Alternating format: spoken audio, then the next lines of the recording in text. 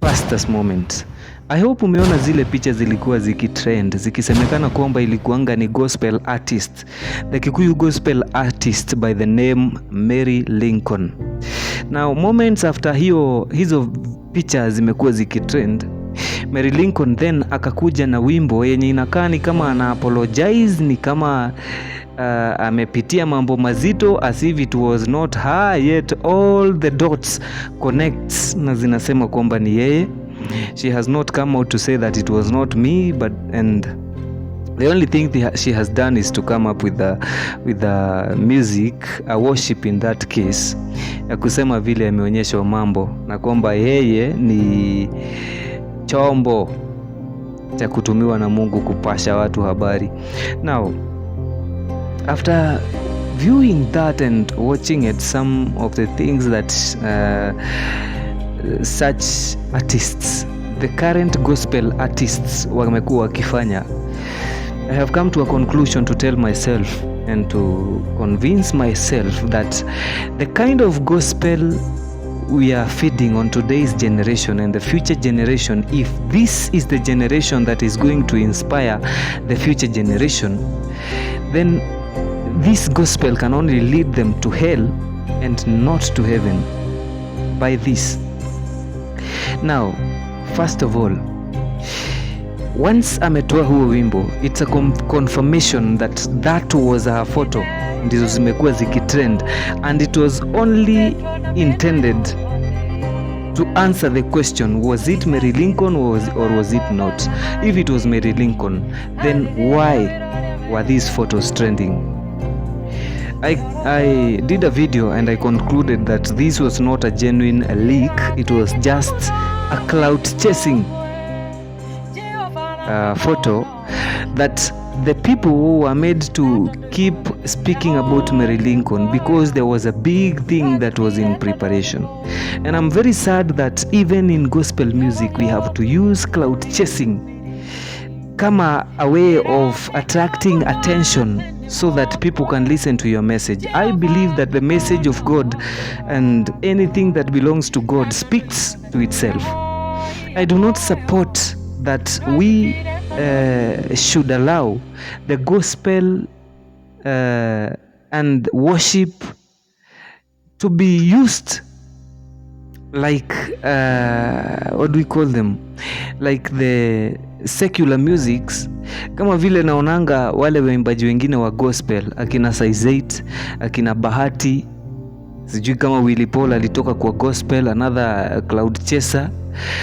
We should not take ourselves to a point where waimbaji wetu wa gospel na wa worship have to cloud chase to attract attention and then bring an idea to cover that cloud chasing. I don't believe this is the right route to use.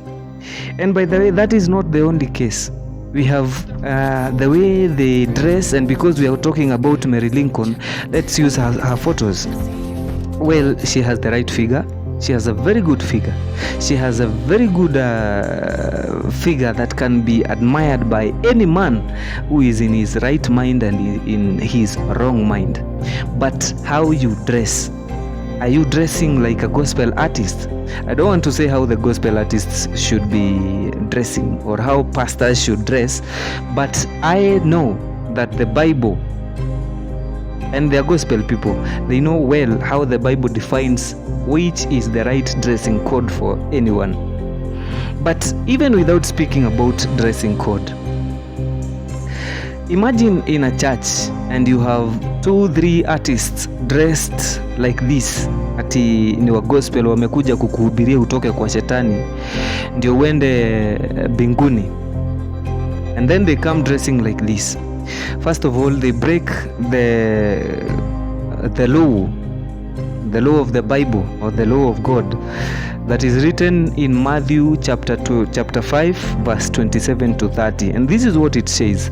I'll read to you. You have heard that it was said, you shall not commit adultery. But I tell you that anyone who looks at a woman lustfully, anyone who looks at a woman lustfully has already committed adultery with her in his heart. If your right eye causes you to stumble, then gouge it out and throw it away. Now tell me you are in a church. Then mwimbaji amekuja hivi amekuletea injili na amevaa hivyo. Do you focus on the words zenye anakuambia, or do you focus with the outfit vile amevaa, and now start thinking about what is covered inside, or is it to mislead the generation, or is it to preach to them on the right way? See, I don't believe there is any difference between this kind of dressing and the kind of dressing by these vernacular or secular artists and any other people. I don't believe there is any difference. Well, the mouth is saying something different, but the body is saying different. See, in conclusion, you cannot come to me naked to tell me to always stay with my clothes. Well, maybe you come to me naked and you have the experience of being naked. Then why are you not in clothes at that particular moment? This is the same as people who are addicted to cigarettes and alcohol, who will always advise you never to try to use that alcohol or to use that cigarette, yet they are still using.